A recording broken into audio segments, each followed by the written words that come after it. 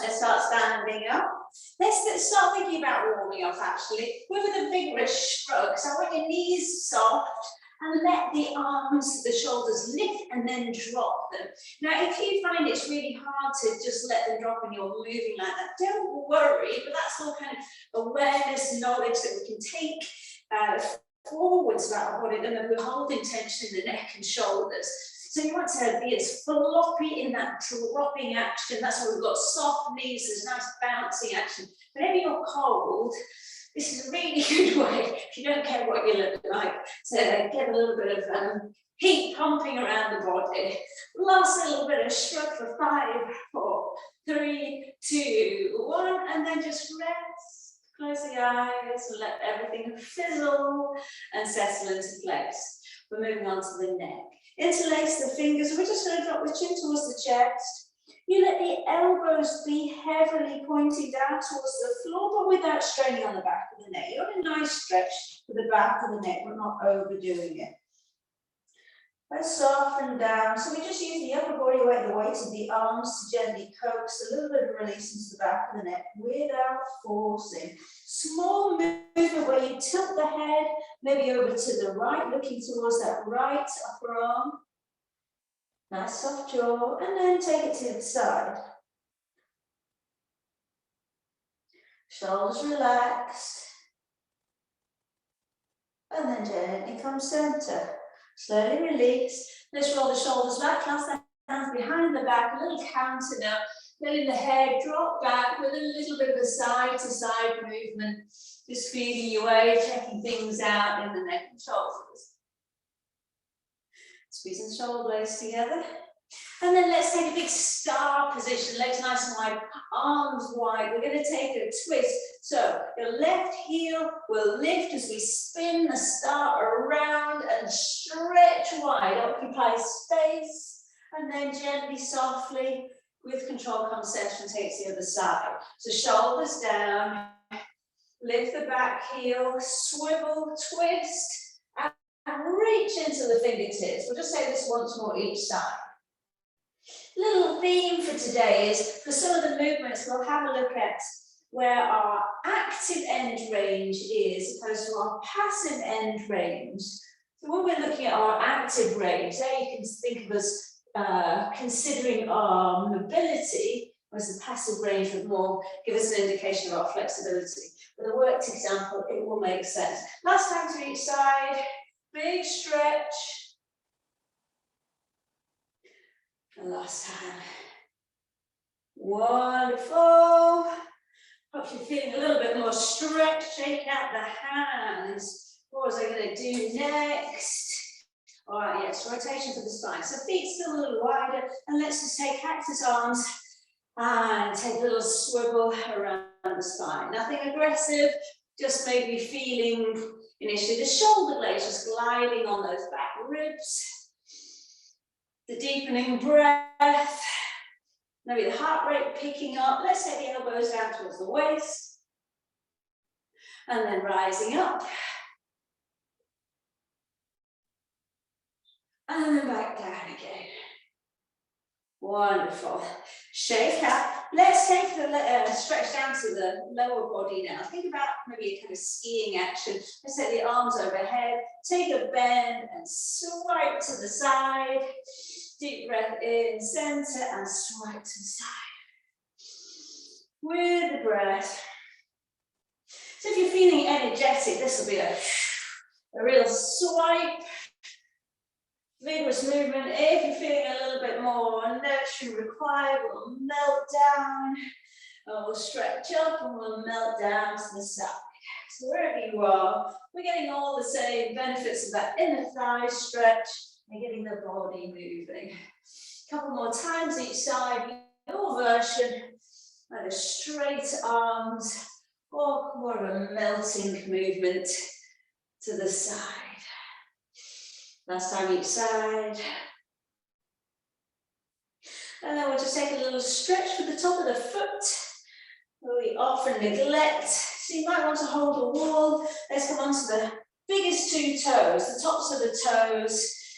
Gently kind of leaning the weight forwards and down to Find some stretch into the front of the foot. Nice deep breath. Find your balance. And then if we roll in, we'll find a stretch to the top of the smaller 3 toes. You're in control of how much stretch. If you cramp, just allow the toes to bend again and then come back in. Ah, sun shining. Gorgeous. Other side. Biggest 2 toes. So your toes pointing directly back. And then kind of weight down and forwards to find some length and space in those joints. And gently roll in for the smaller toes. So the last session was quite heavily focused on yoga, so we'll take it a little bit more over to the Pilates side today. We'll look at the posture and then, as I say, those passive and active movements. Are we ready? All right, feet under the hips.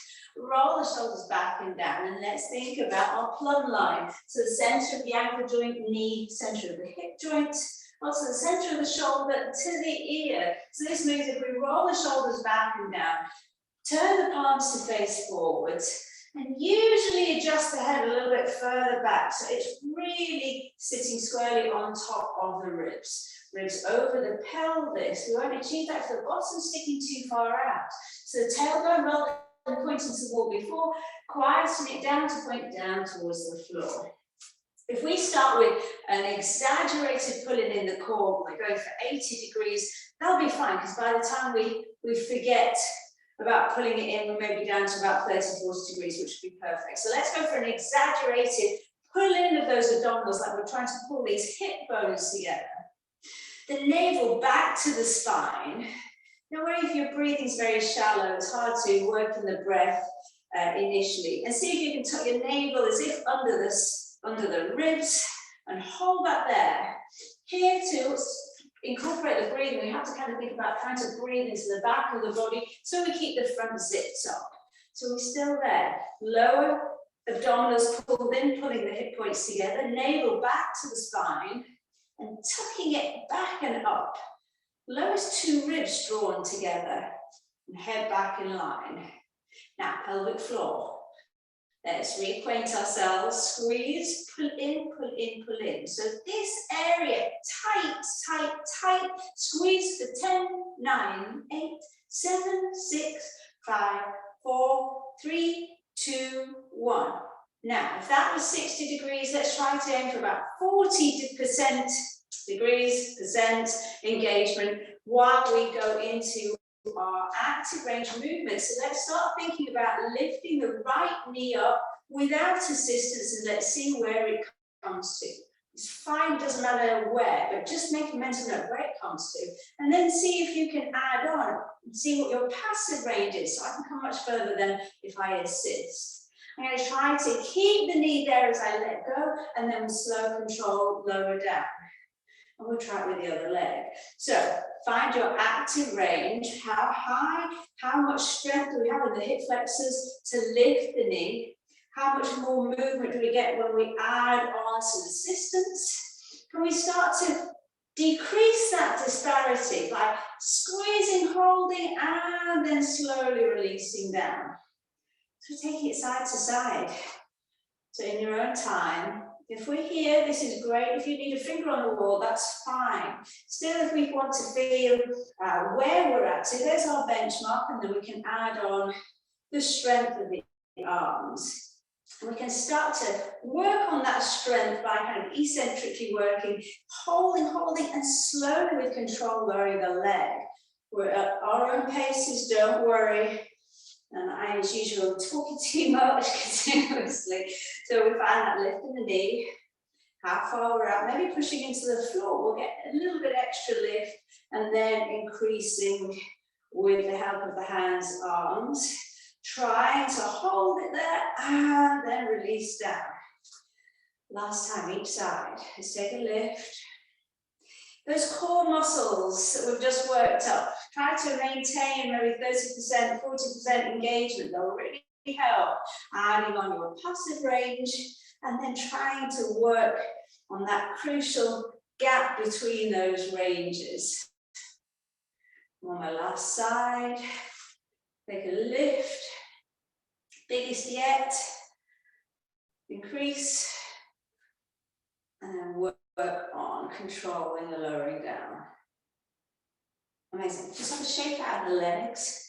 I'm going to take a hip opening and see how mobility, flexibility is to the side. So let's take the weight to your 1 foot. Let's lift and open the hip to the side. Maybe a hand on the inside of the knee, maybe a little bit further. Not much difference for me. Let's try and keep that hip opening and then slowly return. Take to the other side. So we lift, open, maybe increase, squeeze, hold, control it back and return side to side. So it's about bringing the strength element up so that, you know, flexibility in itself is nice, but if we don't have the strength to back it up, that means we have an insecure joint. So we're just working on maybe backfilling a little bit of strength needed where we've perhaps worked on flexibility, or we actually have a bit more flexibility. Just trying to work a little bit more strength into those joints. Once more of those each side. Do we take a pyramid stretch for the hip flexors? It'll be lovely. A little bit wider. And then control it back. On my last side, or even yourself out if we're in a different pace.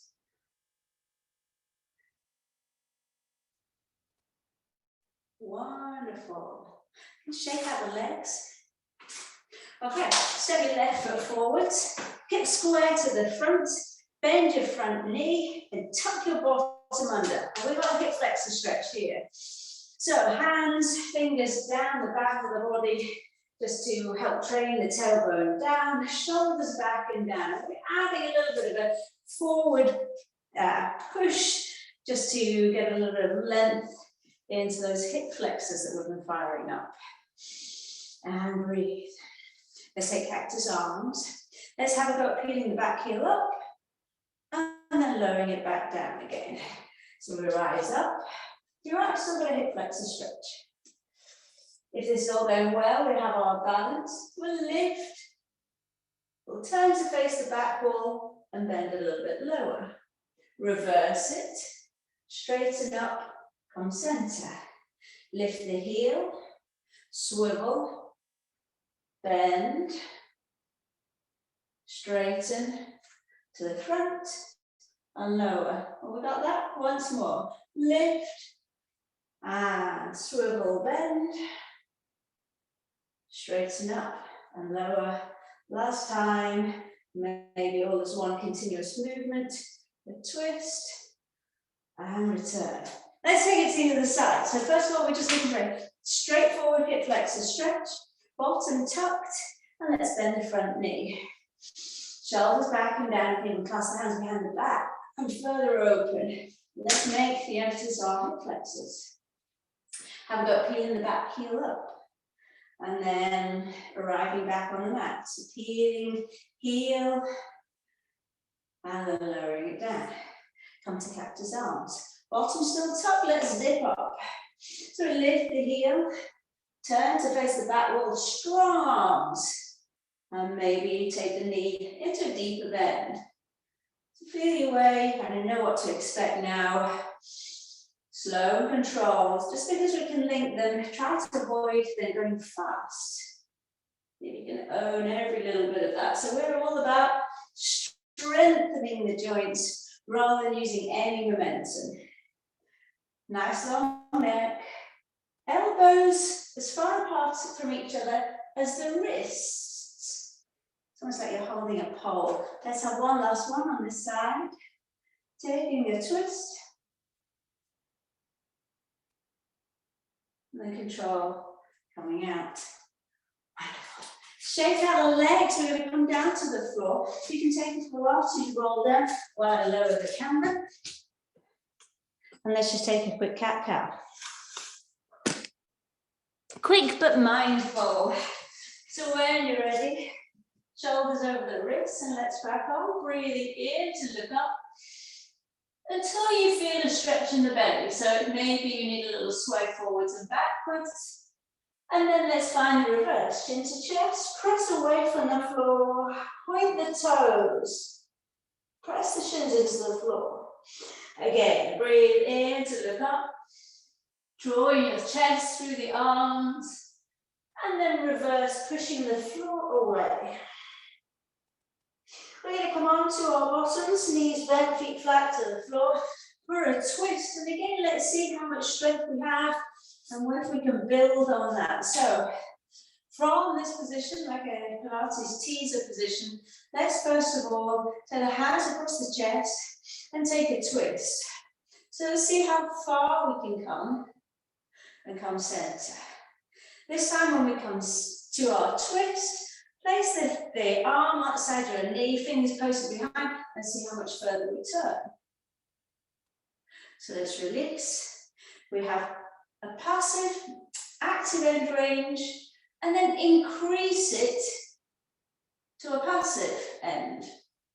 Let's work between those two. There's number 3. That's as far as I can go, but with assistance from the rest of the body. Take it a little bit further. And I'm trying to own the whole of that returning. Let's take number 4. We're going to aim for 6. Neck long. It's this transition from passive to active. I'm trying to get a bit more strength. Twist. And increase. Own it to return. Last time on this side. Twist as far as you can, even knowing that your body can go a little bit further, you might now be able to twist a little bit further with your own strength in the core. Let's take it to the other side. So hands across the chest, just check in, see how far we can take the twist, spine twist. And then with assistance, what's our actual level of flexibility in the spine? See if we can engage the core and keep that position and slowly, with control, return. Active to passive. Own it for the whole way back. Keep going, you're doing well. See if you can make note where your gaze reaches. And then that's your benchmark, your aim to try and beat.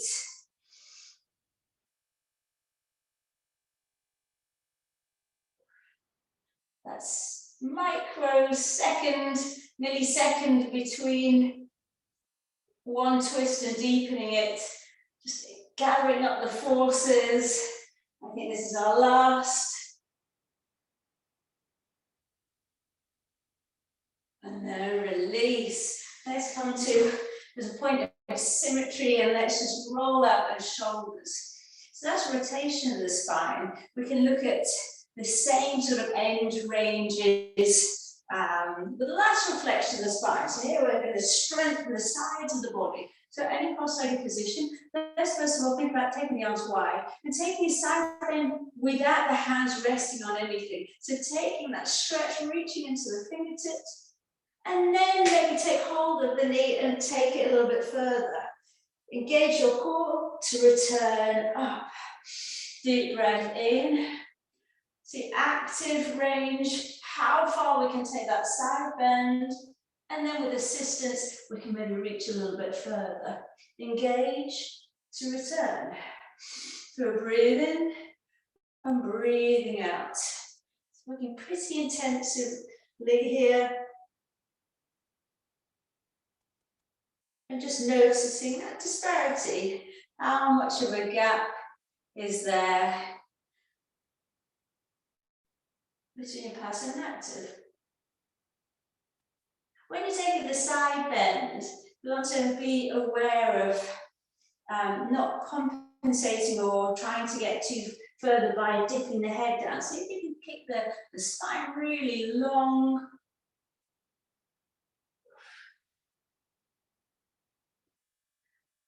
Hopefully you're using your core to the max here. I'll take it once more each side. Should gain a good centimetre in height here. Wonderful. And the last time. After this, we're going to roll onto our sides, the Pilates clown. Brilliant. So if you want to face me, roll onto your left-hand side, knees bent in front of you, forearm or holding your hair. Let's lift the feet. Breathe in to open the knees. Now, if you've got your balance, press the feet together and lift the bottom knee and clam close and squeeze. Breathe in to open the knees and breathe out. Squeeze, squeeze, squeeze. 3 more. Breath in. Breathe out. So the pressure between the feet. And if you check in with those inner thighs, your adductors firing up, squeeze in, squeeze, squeeze. Last 2. Try to keep the shoulders relaxed, core absolutely fired up, completely fired up, to keep a long spine. And 1 more. Brilliant. Wonderful. Leave the top leg on the floor. We've just warmed up those inner thigh muscles, so now they're ready for us to lift that bottom leg and vigorously circle for 10. Doesn't matter which direction you go. 10, 9, 8, 7, 6, 5, 4, 3, 2, 1. Change direction. 10, 9, 8, 7, 6, 5, 4, 3, 2, 1. Well done. Let's flip it over to the other side. Start with the clown. Now, I am encouraging you to lift the lower knee to meet the top one, but of course you can leave the knee on the floor. We'll still work the inner thighs. The knees are bent in front of you. Let's lift the feet. Just gives us more scope for adding resistance here. We'll breathe in to open the knees. And you can breathe out, so just the top knees moving. We can really work on the lower thigh by pressing the feet together and squeezing, cracking a giant nut between your knees. Deep breath in. Not many repetitions, we're going for real quality and strength. Think about strengthening your hip joints. Deep breath in and use the strength of the out breath. Fire up those core muscles and squeeze. Nearly there. Deep breath and squeeze. Amazing.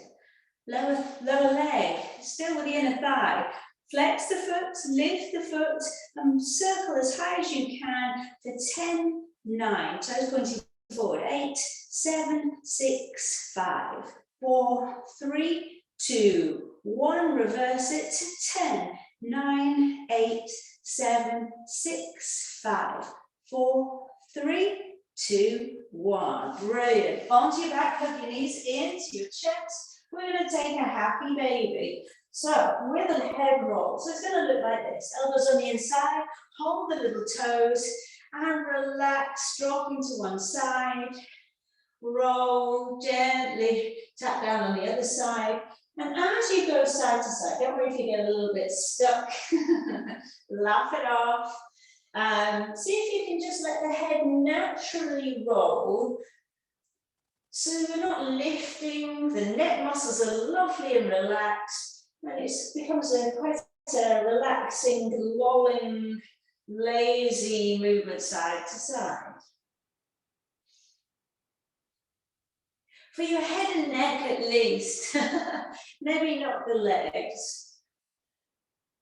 Nice soft jaw. Just giving a little bit of relief to those inner thighs. And then coming center, take hold of the right foot, with the fingers around the ball of the foot, and press the foot into the fingers, and then release. Twice more press, it's a push into the fingers, a push of the fingers into the foot, and release. Last time, push, and release, same leg. relax hamstring stretch, circle the ankle. And the other way. Firing up and relaxing the other hamstrings. So take hold of your foot, run to foot number 2, fingers around the ball of the foot and press in. So you're firing up the leg, much easier for them to then relax. If you've got really fired up, geared up, thinking about the back of the leg, push, release, and push. Use your arm strength, release. Last time, and push, kick into the toes, and release, and then come into a nice gentle hamstring stretch and circle the ankle. And take those circles in the other direction. Brilliant. We're finishing with the Pilates 100. So when you're ready, let's have the knees into the chest. You know your options. We can pulse the arms from lots of positions here. Legs straight, curl up. So if there are no niggles in your neck, let's curl up head, neck and shoulders. Remember those zipping up, navel tucked, front ribs together, hip points drawn together. And let's have vigorous arms pulsing forwards. And when you're ready, and let's go. Press down, 2, 3, 4, 5, up, 2, 3, 4, 5, down, 2, 3, 4, 5, and up, 2, 3, 4, 5. Keep going. So shoulders down away from the ears. The emphasis is on pressing down. I'm just turning the palms up and down, just so we get an internal and external rotation in the shoulders. Throughout, my spine is flat to the floor, so I'm actually exaggerating a neutral spine. I've got a nice long neck. My fingers are stretched. You can point the toes. This just fires up the leg muscles. Nice deep breaths in and out of the nose. Heart rate's going up, this is all good, we're feeling a little bit warmer. This vigorous movement, we're strengthening those shoulder joints. So I did warn you very much of Pilates, joint strengthening. And I've lost count, so let's pat down, 2, 3, 4, 5, and up, 2, 3, 4, 5, twice more, down, 2, 3, 4, 5, and up, 2, 3, 4, 5, last down. 2, 3, 4, 5, and up, 2, 3, 4, 5. Hug the knees into the chest. Have a little rock on the spine. We're going to take a full body clown, which I'm sure we've done before, but it's more a sense of spilling, so don't worry if it don't look exactly the same. As if we're in a fetal position on one side, arms stacked. You're going to peel open the top arm, rolling on the back of the head. When I can't go any further, one knee will open, and then the other knee, and last of all, the second arm will clamp close. So it's arm, knee, knee, arm. The head, see if you can just roll on the back of the head,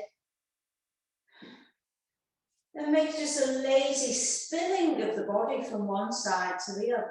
If you can, close your eyes, and just feel yourself arriving on the floor on one side, and then spilling back onto the back of the body and spilling across to the other side.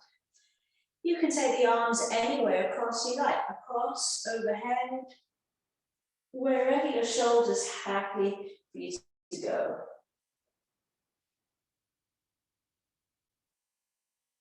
Couple more times.